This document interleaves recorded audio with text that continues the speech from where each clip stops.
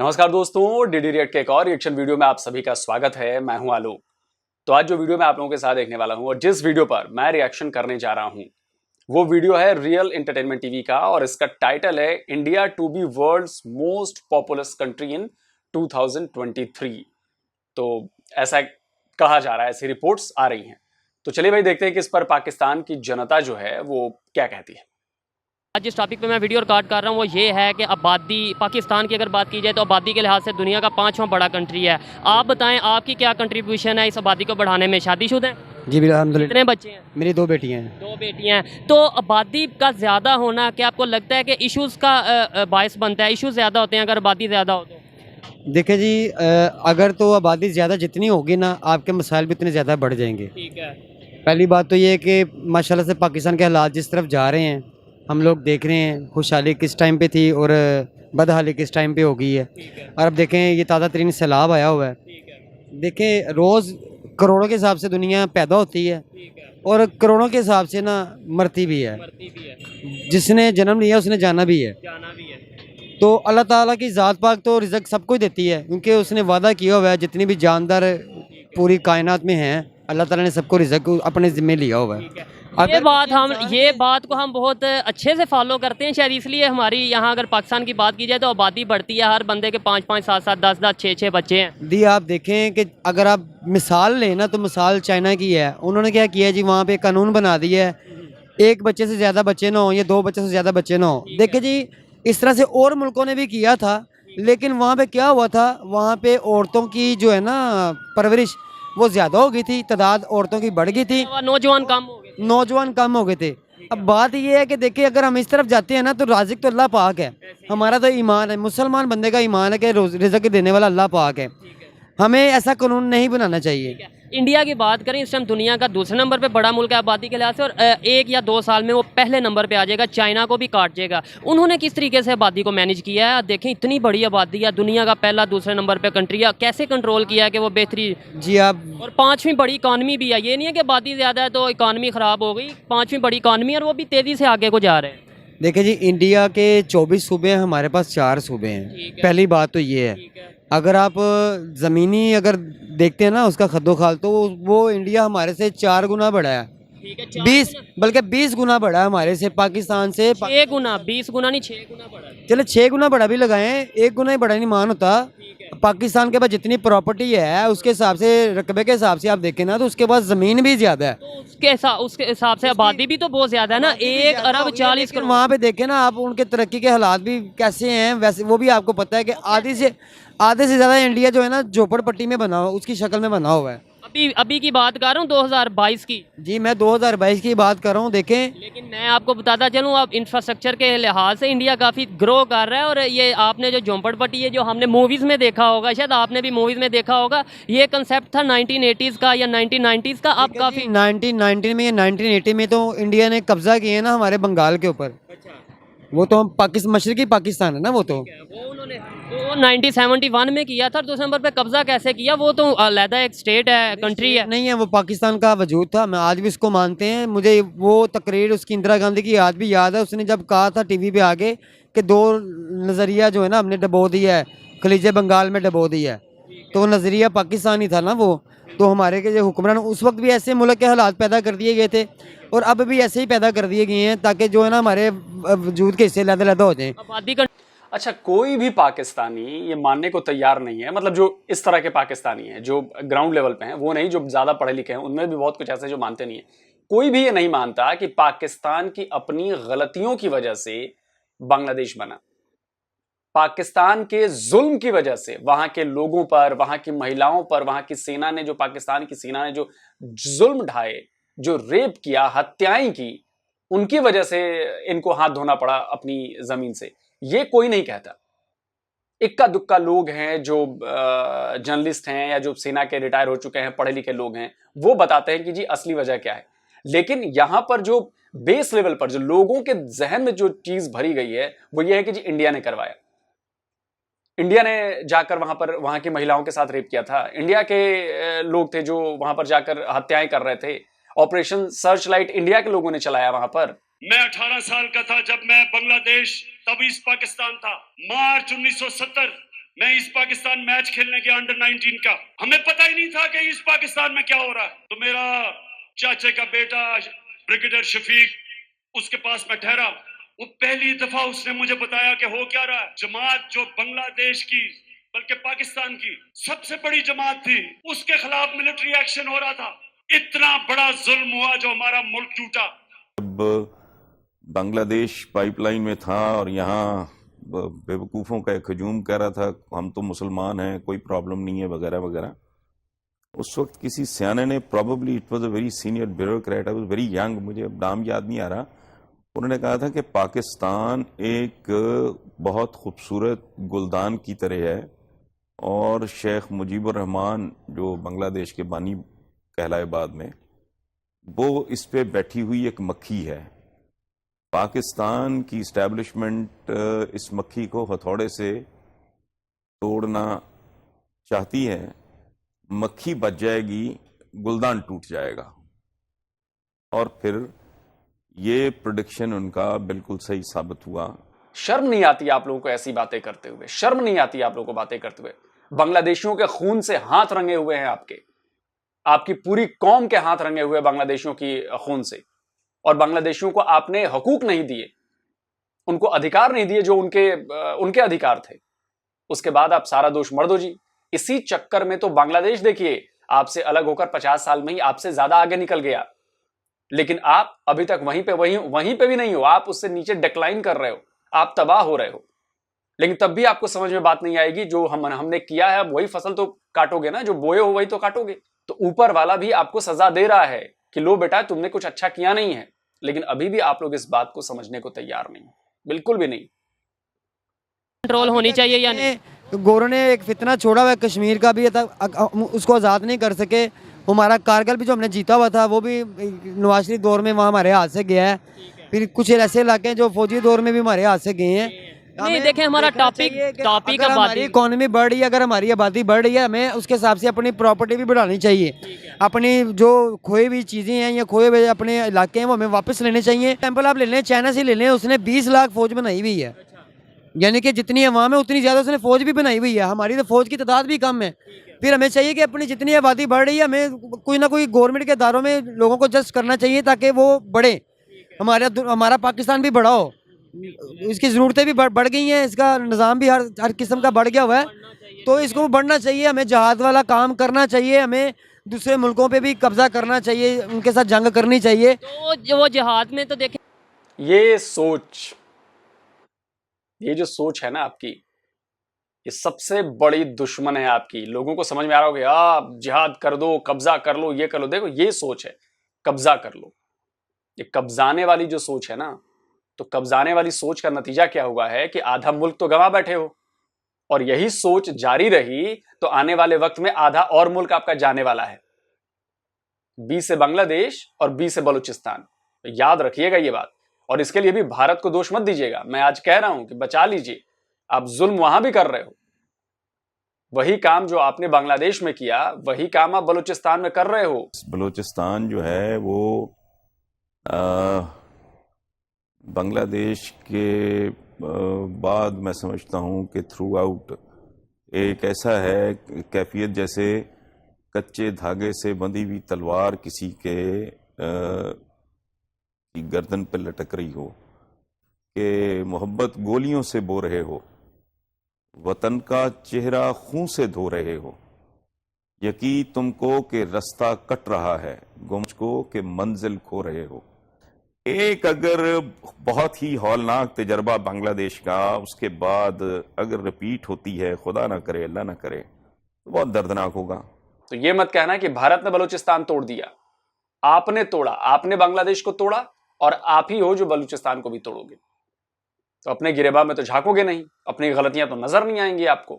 खैर, जब पहले होता था हार भी होती थी, जीत भी होती थी, आप कह रहे हैं कि कब्जा करना चाहिए पहले नंबर पे। हमारे इर्द गिर्द कंट्री कौन सा जहां हम कब्जा करेंगे, और अगर हार गए तो उल्टा उन्होंने कब्जा कर लिया। जो हमने खोया हुआ है, जो हमने हारा हुआ, वही हम जीत के ले, वही बड़ी बात है।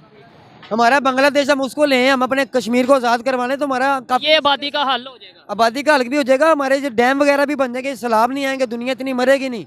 लास्ट में मुझे बस ये बता दें, आबादी को कंट्रोल करना चाहिए, मतलब ये ऐसी कंपेन्स लानी चाहिए कि बच्चे दो ही अच्छे या इस तरीके से बच्चे छोड़ दें आप हम। यार वो छोड़ो, अभी जो मुझे इनका जवाब दे दो भाई साहब का, औकात है आपकी? जंग लड़ने के लिए, जिहाद करने के लिए जेब में पैसे होने चाहिए, और वो आपके पास है नहीं। हमारी एक कंपनी जो है ना, उसका जो रेवेन्यू है या उसका जो टर्नओवर है, वो आपके पाकिस्तान की पूरी जीडीपी से ऊपर है। तो लड़ने के लिए ना हथियार चाहिए होते हैं, लड़ने के लिए पैसा चाहिए, लड़ने के लिए तेल चाहिए, और वो आपके पास है नहीं। और बाकी 4 बार लड़ाई लड़के आप देख चुके हो ना, क्या कर लिया आपने 4 बार लड़ाई लड़के? अच्छा कहते हो कि जी हमने 4 बार ये किया वो किया, क्या लिया आपने, क्या पाया आपने 4 बार लड़ाइयां लड़के? क्या कश्मीर आपका हो गया? उल्टा बांग्लादेश, आधा मुल्क आप गंवा बैठे, आधा मुल्क आप खो बैठे लड़ाई के चक्कर में। हमने 65 में एक अबॉर्टिव अटेम्प्ट की, बगैर तैयारी के हमने जंग शुरू की और फिर उसको हाफ में छोड़ दिया, ना आपके हाथ कुछ आया और आप मतलब एक हमलावर भी इस्टेब्लिश हुए, और आपने उस फेज को गंवा दिया कि आइंदा अगर आप कश्मीर पे कोई ऐसी हरकत करेंगे तो क्या वो दोबारा आपका साथ देंगे नहीं देंगे। 71 में एक चांस था हमारे पास कश्मीर को लेने का, वी लॉस्ट टेरिटरी है, ईस्ट पाकिस्तान भी खोया हमने, ये भी खोया। फिर उसके बाद लास्ट अटैम्प्ट कारगिल का हुई, ये भी अबॉर्टिव अटैम्प्ट थी, पूरी तैयारी नहीं थी, तीनों फोर्सेस एक लाइन पे नहीं थी, आपका फॉरेन ऑफिस उस लाइन पे नहीं था, कोई तैयारी नहीं की गई, वो बीच में फिर हमने छोड़ दिया। 4 लड़ाइयों के चक्कर में आपकी इकोनॉमी की बैंड बज गई। आज आप भीख मांगने पर मजबूर हो, कटोरा लेकर आपके पीएम घूम रहे हैं कि भैया भीख दे दो, किसी तरह से देश चलाना है।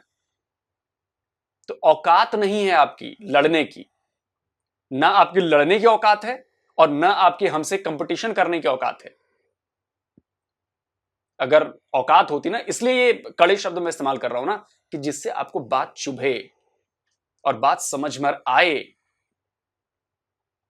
क्योंकि कड़वी बातें ही ज्यादा चुभती हैं।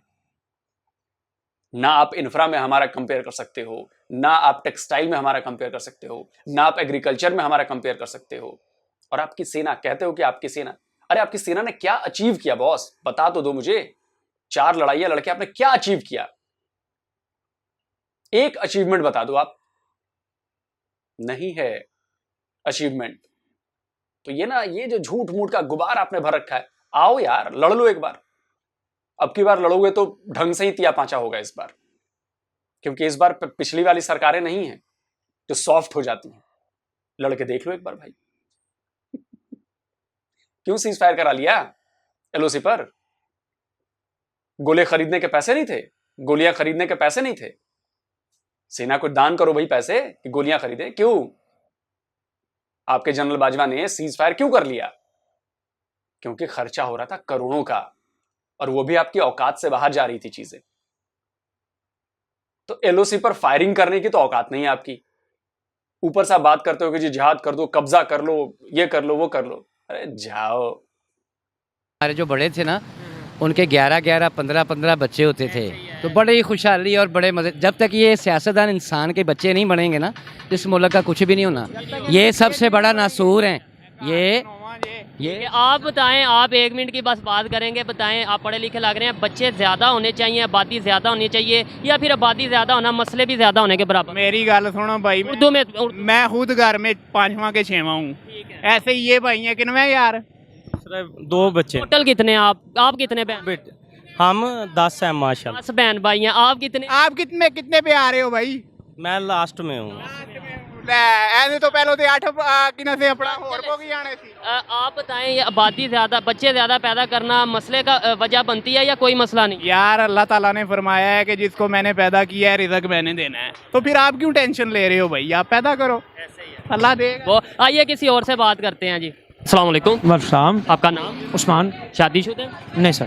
ठीक है। अच्छा, जिस हवाले से आज वीडियो रिकॉर्ड कर रहा हूँ वो ये है कि पाकिस्तान की रिपोर्ट, मतलब पाकिस्तान की बात की जाए, दुनिया का 5वें नंबर पे आबादी के लिहाज से बड़ा मुल्क बन गया है। आपको क्या लगता है, आबादी बढ़ रही है तो मसाइल भी बढ़ेंगे?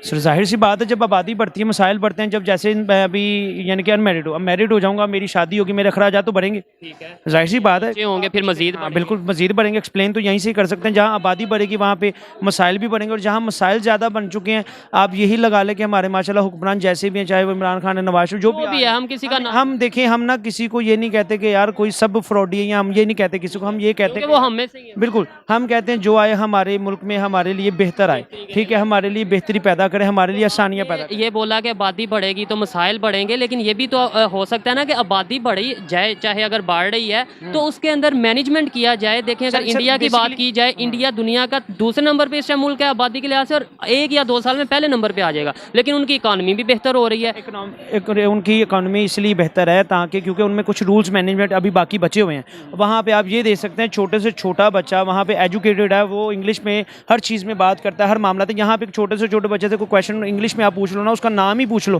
व्हाट्स योर नेम बता दो, पूछ लो, तो वो कहता है मैंने तो पता ही नहीं गा और नेम किसे कहते हैं? हाँ, उसको क्या कहते हैं सर। बात यही आती है, आप इंडिया अभी इंडिया आइडल देख लें, इंडिया आइडल दूसरी चीज़ उनके शोज़ देख लें, वहाँ पे बच्चों में इतना टैलेंट है कि यार मैं बता नहीं सकता, उसको जितना एक्सप्लेन करने बड़ी अच्छी बात है, लेकिन बेशक वो हमारा दुश्मन मुल्क है, ये हम दुश्मन बना के हमें बता, हम अपने ये हमारी सोचों को, हमारे माइंड को ना, हमारे ब्रेन को जो है ना वॉश किया हुआ है बस इस चीज़ों में। हम इन चीज़ों से निकल जाए ना, लड़ाई झगड़े के मामला में से निकल जाए, हमें इस कंपटीशन में आना चाहिए, बजाय कि जंग में नहीं आना चाहिए, हमें इस कंपटीशन में आना चाहिए। अगर वो मुल्क में स्टडी इतनी है, इतनी इकॉनमी होने के बावजूद उनके मसाइल कम है, हमें इस लिहाज में अपने आप को बेहतर बनाना चाहिए। हमें भाई ने मेरा दिल जीत लिया, यकीन माने। उन्होंने कहा कि हमें कंपटीशन जरूर रखना चाहिए इंडिया से, लेकिन ये जंग वाले मामला को खत्म कर देना चाहिए। जदीद दौर है, एजुकेशन में कंपटीशन लाएं हम, इसके अलावा अवेयरनेस में कंपटीशन लाएं, इकॉनमी को बेहतर करने के लिए कंपटीशन लाएं। यही चीज़ है सर, हमें यही कंपटीशन करना चाहिए कि हमारा मुल्क स्टडी में, यानी कि किसी भी चीज़ में, मामला में, ईच एंड एवरीथिंग। उधर तो हम करते ही नहीं, उधर तो हम यही बात है, हमें तरक्की में आगे बढ़ना चाहिए, हमें तरक्की में कंपटीशन करना चाहिए, बजाय कि हमें किसी की टांगें नहीं खींचनी चाहिए, किसी की दिल आज़ारी नहीं। हम एक छोटी सी बात और बता दूं, हम लोग हमारी मुल्क में, हमारी अवाम में, हमारी कौम में सबसे बड़ी जो गलती है ना, वो पता क्या है? हम लोग एक घर में रहने के बावजूद ना एक दूसरे की टांगें खींचते हैं, एक दूसरे को तानाज़नी करते हैं। मुझे ये बताएं कि अगर यहाँ पे कानून ऐसा बनाया जाए कि आबादी को रोका जाए, या फिर इस तरीके से कुछ मैं बता देता हूँ सर, कानून सारे बन सकते हैं, लेकिन कानून की पासदारी करने वाला कौन बनेगा? जब हम एक कानून की पासदारी करेंगे ना, आप जितने मर्जी रूल्स रेजुलेशंस बना दो, सब पे अमल होना शुरू हो जाएगा। जब हम एक कानून पे नहीं ना अमल करेंगे, तो हमारे लिए जितनी मर्जी रेजुलेशंस, हमारे लिए जितने मर्जी कानून कवानीन यानी कि मुकर्रर कर दिया जाए, उस पर कोई फ़ायदा नहीं है। क्योंकि यहाँ पे देखो ना, कहते हैं ना, जो जीता हो सिकंदर, अथे जी एड चुको हो तो सिकंदर निकल आंदा है। किसी ना छोटी जी गल तो समझा दो, कहता तू मैनू समझा रहे हैं, तू कौन होना है? ये बातें खत्म होनी चाहिए यार। हमारा मुआशरा इन चीज़ों से, इन चीज़ों की पलीती से पाक होना चाहिए। जब तक ये नहीं होगा, हमारा मुल्क अच्छा नहीं होगा। आबादी को मैनेज कैसे करें? आपने आबादी को ऐसे मैनेज हो सकता है यार, जहां आप समझ लें कि 50 बच्चे पैदा करने की कैपेसिटी रखते हैं, वहां पे मैं यही कहूँगा आप 5 बच्चे पैदा करें। जहाँ और ठीक है, यहाँ पे ये मामला होते हैं, इतने बंदा थकिया टूटिया घर जाता, बुढ़ी ना लड़ता, बुढ़ी ना लड़के, फिर वही बात आ जाता ना, यानी कि अब यहाँ से काम से गया, घर जाके अगर लड़ाई झगड़ा भी हो गया ना, फिर बुढ़ी ना प्यार, इतना मोहब्बत आ जाती है कि फिर बच्चा पैदा होने वाला हो जाता है। यहाँ पे मुआशरा ऐसा, तो फिर बच्चे ही पैदा होंगे, इकोनॉमी में कहाँ काम होगा यार? इकोनॉमी में बिल्कुल काम नहीं होगा मेरी जान, ये चीज़ है। ठीक है, हमें अपने हमसाया कंट्री से, खासतौर पे अगर इंडिया की बात करें, इंडिया की इसलिए बात करें कि वो इकोनॉमी में भी बेहतर हो रहा है। मैं एक चीज़ बताऊँ आपको, तो हमें उनसे सीखना। मैं बताता हूँ, सारी बातें आपकी ठीक है, लेकिन ना मैं एक चीज़ बताऊँगा कि बुरा ना मानिएगा, हमें ना खुद की अपनी जो हम मुसलमान अल्हम्दुलिल्लाह, हम अहले इस्लाम है, हमारे मुल्क की बुनियाद कलमे से है। हमें इंडिया के साथ कंपेयर नहीं होना चाहिए, हमें अमेरिका के साथ, कनाडा के साथ, अफ्रीका के साथ, किसी के साथ नहीं। देखें, जब सोसाइटी में हम रह रहे हैं, जब हमें उनके साथ कंपैरिजन नहीं करना चाहिए। हमें ये करना चाहिए कि हम दुआ गो हैं कि अल्लाह हमारे मुआशरे को, हम सबको नेकी की हिदायत दे और हमारे मुआशरे को अच्छे से अच्छी तलीमी याफ्ता दारा और तरक्की याफ्ता मुल्क बनाए। यही मेरी दुआ, मेरी यही रिक्वेस्ट है। अपने घरों में यही बात करूँगा, अपने घरों में जब अमन पैदा करेंगे, आपका मुल्क ऑटोमेटिकली अमन में आ जाएगा। बहुत शुक्रिया, अच्छा लगा आपसे बात करके। अस्सलाम वालेकुम जी। वालेकुम सलाम जी। आपका नाम? मोहम्मद असलम जी। क्या करते हैं? जी मैं ये दुकान पर काम करता हूँ। ठीक है, ये बताएं सबसे पहले बच्चे कितने हैं आपके? मेरे माशाल्लाह 4 हैं जी। 4 बच्चे हाँ जी। हैं, ठीक है। आबादी के लिहाज से बात कर रहा हूँ कि दुनिया का 5वें नंबर पे कंट्री बन चुका है पाकिस्तान आबादी के लिहाज से। आपको लगता है कि आबादी ज़्यादा हो तो उसी हिसाब से मसाइल ज़्यादा हो जाते हैं? ये मैं असल में जो आपको बात बताना चाह रहा हूँ, अगर आप वो सोचें, मेरी बात सब सोचें, मैं आपको इंटरव्यू दे रहा हूँ, ये अल्लाह का ताला की देन होती है। औलाद अल्लाह ताला की देन है, दौलत भी अल्लाह ताला की देन है, इज़्ज़त भी अल्लाह ताला की देन है। लेकिन यहाँ पर ऐसी तालीम कम है कि आदमी ये नहीं सोच रहा कि मैं 2 बच्चे पैदा करके उनके खर्च पूरे कर पाऊंगा या नहीं। उसको यही लगा रहता है कि मैं रात को अपना मज़ा लेना है, टेंशन लेनी है, मैंने नहीं। उसकी वजह से इतना बच्चा 1 नहीं, 2 नहीं, 4 नहीं, 5 10 बच्चे 8 नहीं, 9 नहीं, 10 नहीं, 12 बच्चे। अभी एक हॉस्पिटल में 6 बच्चों को जन्म दिया है। वो कुदरत की देन है, लेकिन इंसान को खुद कंट्रोल करना चाहिए, मियाँ बीवी को। और आप हम कंट्रोल क्यों नहीं कर रहे? एक तो ये वजह बताएं, दूसरे नंबर पे ये बताएं कि पाकिस्तान का जो मसला है इकॉनमी, हम बेरोज़गारी से बहुत सामना करना पड़ रहा है। क्या आपको नहीं लगता आबादी ज़्यादा होने से ये मसले ज़्यादा बढ़ेंगे या नहीं जी? आबादी देखो, आज से आप 30 साल पहले चले जाएं, हर चीज़ आपको मिल रही थी, हर चीज़ ताज़ी हवा भी मिल रही थी। लेकिन जैसे आबादी बढ़ी है, आपको हवा भी ताज़ा ख़त्म हो गई है, हर तरफ गाड़ी नज़र आ रही है।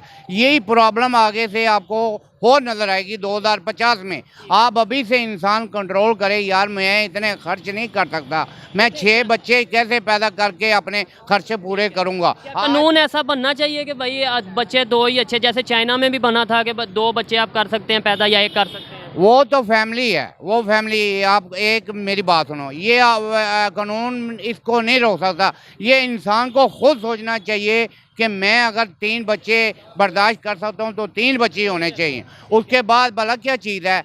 अभी हारमोनियम इंसान के इतने सड़ चुके हुए हैं कि 2-3 ही पैदा हो रहे हैं, लेकिन पहले ज़माने हार्मोन्स। अस्सलाम वालेकुम। वालेकुम सलाम। आपका नाम? तारिक। ये समझा नहीं है कि हार्मोन सड़ चुके हैं। ये पता नहीं क्या था। लेकिन देखिए, जो बड़ी बात अभी तक मुझे समझ में आई कि यहाँ पे 2 पार्ट में बटा हुआ समाज दिख रहा है पाकिस्तान का। एक कहता है कि नहीं जी, बच्चे अल्लाह ताला की देन है, हम चाहे जितने पैदा करें, पैदा करते रहो, बस कोई फिक्र नहीं है जी। अब उसमें कुछ पढ़े लिखे भी हैं, कुछ अनपढ़ भी हैं। एक वो है जो कह रहा है कि नहीं जी, बच्चे पर कंट्रोल होना चाहिए, कि भाई हमें अपनी हैसियत देखनी चाहिए कि अगर मैं 2 बच्चे पैदा करूंगा और उन 2 को अच्छे से पढ़ाकर लिखाकर अच्छा इंसान बना दूंगा, उतनी कुव्वत है मुझ में तो उतना करूं।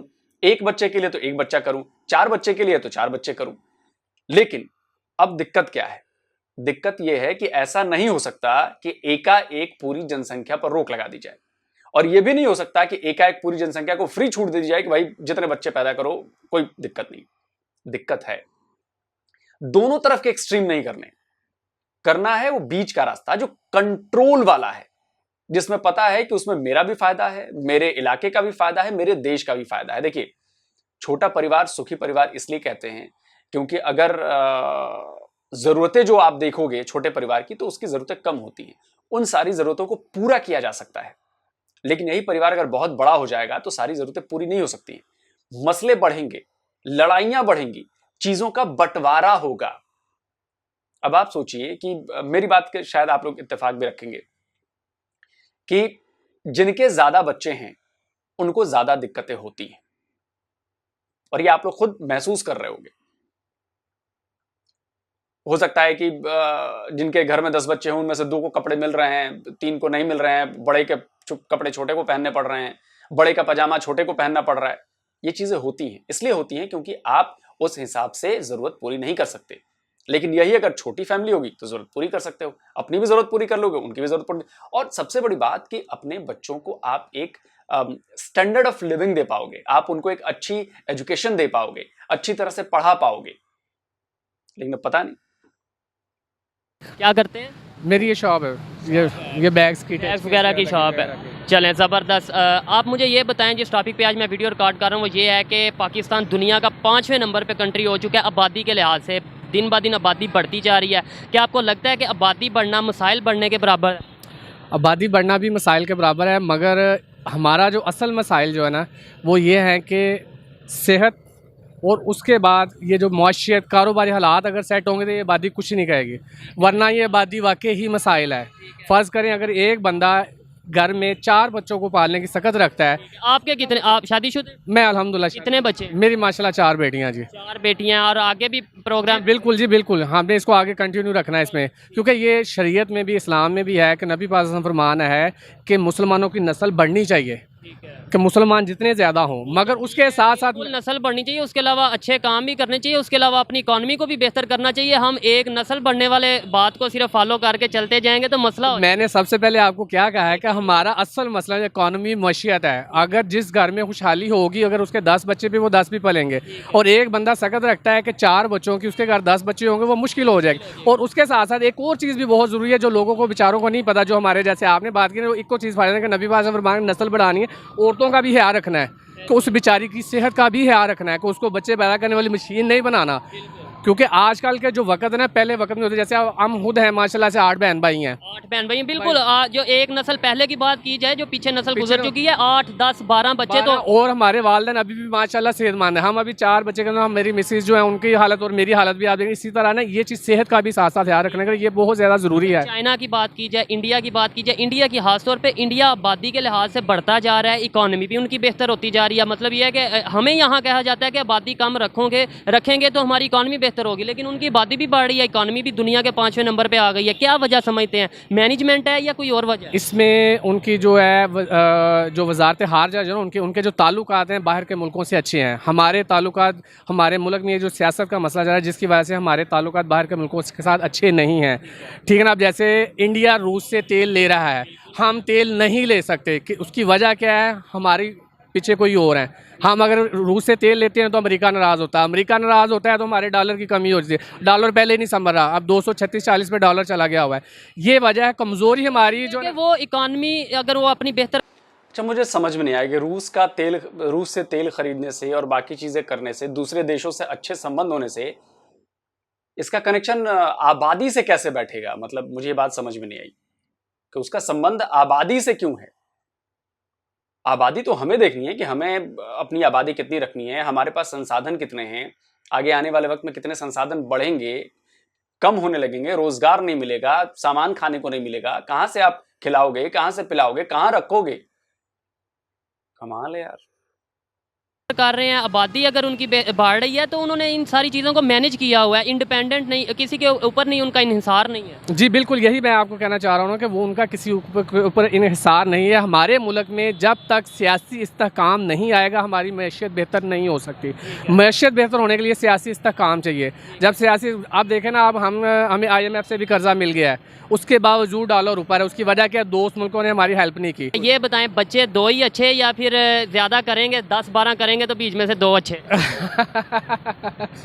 इसमें तो मैं ये कहूँगा बच्चे 2 अच्छे नहीं है, कि कम से कम 5 तो अच्छे ना। जैसे मेरे 4 में आगे एक और प्रोग्राम बना रहा हूँ। और एक और बात, मज़े वाली बात आपको, जैसे अब मेरी 4 बेटियाँ हैं, लोग बेटे के चक्कर में भी आगे चलते रहते हैं कि 4 बेटियों हो गया। अब जैसे मैं चाहता हूँ आगे बेटा हो, कहीं के 5 होते 6, इस चक्कर में भी बातें बढ़ बेटे। देखा, अब मैं ये बात बोलने ही वाला था। ये इसलिए प्रोग्राम को आगे बढ़ाना चाहते हैं क्योंकि इनको बेटा नहीं है, 4 बेटियां हैं। और मुझे ये समझ में नहीं आता कि भाई बेटे और बेटियों में फर्क क्यों है? क्या बेटियों को खिलाना नहीं है, उनको पिलाना नहीं है? क्या उनको बड़ा नहीं करना है? क्या उनको एजुकेशन नहीं देनी है? हाँ, अब पाकिस्तान में नहीं देनी होगी वो अलग बात है कि 10वीं तक पढ़ाओ या मत पढ़ाओ, कोई फर्क नहीं पड़ता, बेटों को कराओ, ये कराओ। हमारे यहाँ ऐसा नहीं है। हमारे यहाँ ये चीज़ें थी, लेकिन धीरे धीरे करते करते हमने सामाजिक तौर पर इन चीज़ों को बहुत हद तक कम कर दिया है, बहुत हद तक कम कर दिया है। मैं ऐसे कई अपने मेरे दोस्त हैं जिनको मैं जानता हूँ, जिनके एक ही बेटी है या 2 ही बेटी है। मैं ऐसे मेरे मुस्लिम फ्रेंड्स हैं जिनको मैं जानता हूँ जिनके एक ही बच्चा है, वो दूसरा नहीं करना चाहते। अब बाकी तो छोड़ दो, एक ही बच्चा है उनका साफ सा कहना है कि भैया हम एक कोई ढंग से पाल लें, उसको एक बेहतर इंसान बना दें, उसको एक बेहतर एजुकेशन दिला दें, वही काफी है हमारे लिए। पता नहीं। हाँ, इसमें भी मैं एक बात कहूँगा कि कुरान पाक में अल्लाह ताला फरमाते हैं कि जिसे चाहे मैं बेटे दूँ, जिसे चाहे मैं बेटियाँ दूँ, जिसे चाहे बेटे और बेटियाँ मिला के दूँ, और जिसे चाहे बे औलाद रखूँ। इस चीज़ पे भी हमें कहना है। और अच्छा लगा आपसे बात करके। अस्सलाम वालेकुम। वालेकुम अस्सलाम। आपका नाम? आबिद स्वाति। क्या करते हैं? मेरा अपना मेन मार्केट में बिजनेस है। मुझे ये बताएं, आपकी शादीशुदा हैं और कितने बच्चे हैं आपके? मेरे 3 बच्चे हैं। पाकिस्तान इस टाइम दुनिया का आबादी के लिहाज से 5वां बड़ा कंट्री बन चुका है। क्या समझते हैं, आबादी बढ़ने से मसाइल बढ़ेंगे, इश्यूज बढ़ेंगे, या आबादी को कंट्रोल होना चाहिए? आबादी का कोई इशू नहीं होता, ये कुदरत का एक सिस्टम है आबादी शुरू से बनती आई है, बढ़ती आई है। असल में ये जो इक़्तिदार में लोग बैठे होते हैं, ये उन्होंने मैनेज करना होता है, जिनकी ज़िम्मेदारी होती है। ऐसे ही प्रॉपर मैनेज किया जाए, जॉब की फैसिलिटीज़ दी जाएँ, जो हमारी आबादी का मसाइल हैं उसे हम बदल सकते हैं वसाइल में सबसे पहली चीज़ ये है कि हमारे यहाँ पे जो एजुकेशन का म्यार है ना, वो नहीं है। क्योंकि ये हमारे पास जो एजुकेशन का म्यार है ना, वो 2/3 है। अदालतों में भी चले जाएं तो आपका दोहरा कानून चलता है, यकमुश्त एक कानून नहीं है कि जिसे आप ये कह सकें कि है कि यार ये फ़ैसला इस म्यार पे हमारे पास आएगा। तो जो एजुकेशन का भी है ना, सरकारी स्कूल्स हैं उनमें देख लें डिफरेंस, और प्राइवेट जो स्कूल्स कॉलेजेस हैं उनका डिफरेंस देख लें। बिल्कुल, वो एजुकेशन की बात। इसके लिए आपको सबसे पहले अवामी सतह के ऊपर एजुकेशन को जो है ना मोटिवेट करते हुए बच्चों को जो है ना वो एक लाइन पे लाना पड़ेगा। इनका कहने का मतलब शायद ये है कि अवेयरनेस ज़्यादा से ज़्यादा चाहिए। आबादी का इतना इशू नहीं है। देखें, आपको लगता है कि आबादी ज़्यादा होने की वजह से कोई कंट्री जो है वो क्राइसिस का शिकार हो सकता है? आपकी राय? नहीं, मैं नहीं समझ। इंडिया की बात की जाए, इंडिया इस टाइम दुनिया का दूसरे नंबर पे बड़ा मुल्क है आबादी के लिहाज से, और आने वाले 1-2 साल में पहले नंबर पे आ जाएगा। उन्होंने भी तो कंट्रोल किया, उन्होंने कैसे कंट्रोल किया? नहीं, इंडिया ने अगर कंट्रोल किया हुआ है, लेकिन उनकी अगर आबादी भी है, मानते हैं, लेकिन उनके पास ये देखें कि हमारे पास अगर 4 सूबे हैं और उनके पास कितने हैं। उनके पास ठीक है, सहूलियात भी उनके पास हैं। अगर वो कुछ थोड़ा बहुत, हर मुल्क के अंदर करप्शन के करने वाले लोग मौजूद हैं, ठीक है, चाहे वो सरकारी सतह पर हैं या गवर्नमेंट में और दूसरे एंगल पे आ रहे हैं। ताजिर हज़रात भी पूछने का मतलब ये है कि आबादी उन्होंने अगर मैनेज की हुई है, इतनी ज़्यादा आबादी होने के बावजूद मैनेज की है, इसकी क्या वजह हो सकती है? असल में इशू ये आ जाता है गुर्बत। इंडिया में गुर्बत है लेकिन पाकिस्तान से कम है। नहीं, पाकिस्तान से कम है, लेकिन वहाँ पे तादाद ज़्यादा है लोगों की, ठीक है ना। फिर ये कि वो हर बंदा, यहाँ पे भी देख लें, जो गरीब आदमी है वो अपने आप को कैसे मैनेज कर रहा है। 1000-1200 रुपये जो आदमी दिहाड़ी ले रहा है, ठीक है ना, वो कैसे मैनेज कर रहा है। और दूसरा शख्स, वो भी एक ही आदमी है, लेकिन वो अगर महीने का 1-1.5 लाख रुपया कमा रहा है, उसका लाइफस्टाइल हो रहा है, उसका हो रहा है। बिल्कुल, डेफिनेटली इनकम का बड़ा असर पड़ता है। बहुत शुक्रिया, अच्छा लगा आपसे बात करके। जी तो दोस्तों, ये थी आज की वीडियो, पाकिस्तानी अवाम की राय आप तक पहुंचाई। और अगर इस हवाले से मेरी पर्सनल ओपिनियन की बात की जाए तो मैं ये समझता हूं कि फोर्स कंट्रोल नहीं होना चाहिए पॉपुलेशन के ऊपर। हाँ, आप अवेयरनेस के थ्रू, आप एजुकेशन के थ्रू अपने पॉपुलेशन को कंट्रोल कर सकते हो तो ज़रूर करो। अगर आप फोर्स कंट्रोल करोगे तो फिर वही हाल होगा, वही रिजल्ट आएगा जो चाइना में आया। चाइना ने रूल बनाया कि 1 से ज़्यादा या 2 से ज़्यादा बच्चे नहीं पैदा कर सकते, और फिर एक ऐसा टाइम आया कि वहाँ पर यूथ बहुत कम नज़र आने लगी और जेंडर इम्बैलेंस भी वहाँ पर नज़र आने लगा। इसके अलावा और भी बहुत सी कंट्रीज़ की एग्जांपल हमारे साथ मौजूद हैं। इसलिए हमें चाहिए कि हम, अगर आबादी बढ़ रही है, पॉपुलेशन बढ़ रही है, तो उसके लिए प्रॉपर मैनेजमेंट का सिस्टम अपना बेहतर करें। और मैनेजमेंट बेहतर करेंगे तो फिर शायद हम जो अपने पॉपुलेशन के मसाइल हैं, जो इश्यूज़ हैं, उनको हम वसाइल में चेंज कर सकेंगे। ये मेरी पर्सनल ओपिनियन थी, आप इसे एग्री भी कर सकते हैं और डिसएग्री भी कर सकते हैं। जाने से पहले चैनल को सब्सक्राइब ज़रूर करिएगा। मिलते हैं नेक्स्ट वीडियो में, तब तक के लिए पीस आउट, अल्लाह हाफिज़। नहीं, मैं इस बात से सहमत नहीं हूं। देखिए, मैं आपको एक बात बताता हूं, बच्चे पैदा करो आप, 8-8, 10-10 बच्चे पैदा आप कर दो, और उसके बाद सरकार पर अपनी प्रेशर बनाओ कि भैया उन्हें जॉब भी दो, उन्हें पढ़ाओ भी, उन्हें लिखाओ भी, उनके लिए स्कूल भी बनाओ, उनके लिए कॉलेज भी बनाओ, उनके लिए रास्ते भी बनाओ, उनको चलने के लिए बस भी दो, ट्रेन भी दो, सारी सुविधाएं दो, और बाद में उनको नौकरी भी दो। नौकरी क्या हवा में पैदा होती है क्या सरकार के पास? सरकार के पास कोई वो पड़ा है कि भाई रोजगार खोल दिया, भरो भरो भरो, कोई बात नहीं, 20 पैदा कर लो, भर लो। ये वाहियात लॉजिक है बेसिकली। और मैं बिल्कुल मानता हूं कि कानून बनना चाहिए। आपके यहां का पता नहीं है, बनाओ चाहे ना बनाओ, आपकी मर्जी है, आपका देश है, लेकिन मैं भारत के लिए मैं कहूंगा कि कानून बनना चाहिए। और इसलिए बनना चाहिए कि देखिए, चाइना का एग्जाम्पल दिया सोहेब भाई ने। चाइना आज कहां है पूरी दुनिया में, किस पोजीशन पे खड़ा है? आप कह रहे हो कि यूथ कम हो गया, ये कम हो गया, वो कम हो गया, उसके बाद भी चाइना कहां खड़ा है? चाइना की इकोनॉमी कहां है? चाइना की मैन्युफैक्चरिंग सेक्टर कहां है? चाइना का बाजार कहां है? चाइना का लिविंग स्टैंडर्ड कितना है? चाइना का पर कैपिटा इनकम कितना है? ये कभी सोचा है आप लोगों ने? नहीं सोचते। देखिए, इसको बिल्कुल भी मैं कहूंगा कि इसको मजहब से या धर्म से नहीं जोड़ना चाहिए। आप अगर ऐसे करोगे तो भाई, खैर आप लोगों को अभी बातें समझ में नहीं आ रही हैं, और मैं कहता हूं कि कानून बनना चाहिए, जनसंख्या नियंत्रण का कानून बिल्कुल बनना चाहिए। मैं ये नहीं कह रहा कि बिल्कुल रोक दो। जनसंख्या नियंत्रण का कानून इसलिए जरूरी है कि सबको बराबर का हक मिले। ऐसा नहीं हो सकता कि किसी के 10 बच्चे हो गए और सरकार की तरफ से उनको सारी सुविधाएं दी जा रही हैं, टैक्स के पैसे जहां पे उन 10 बच्चों से 10 परिवारों का हो सकता था वो सिर्फ एक परिवार में जा रही, तो बाकी 9 परिवारों का हक तो आप खा गए ना। लेकिन इस पे ऐसा कोई सोचेगा नहीं। और चाइना ने बिल्कुल सही किया था, चाइना ने चीजों को कंट्रोल किया। अब जाके उन्होंने फिर से 2 चाइल्ड पॉलिसी कर दी है, पहले 1 चाइल्ड की थी, अब 2 चाइल्ड की है। देखिए, अगर आप ऐसे कंट्रोल चाइना ने नहीं किया होता तो चाइना आज डेवलप्ड नेशन में शामिल नहीं होता। चाइना के लोग, जो भी आप कुछ भी कहिए, लेकिन इस मामले में तो चाइना की तारीफ करनी पड़ेगी ना, कि भाई चाइना को भी करीब करीब हम सब साथ ही में आजाद हुए अंग्रेजों से, और वो भी चाइना भी उसी वक्त हुआ, करीब साल 1.5 साल का 2 साल का अंतर था, मुझे 48 से 49 में हुआ था शायद, ऐसा ही कुछ था। उसके बाद चाइना ने जो पॉलिसीज बनाई उसी का नतीजा है कि आज वो सुपर पावर की राह में है, सुपर पावर बन चुका है वो पूरी दुनिया में, सुपर पावर में गिनती होती है उसकी, क्योंकि उसने पॉपुलेशन को कंट्रोल किया।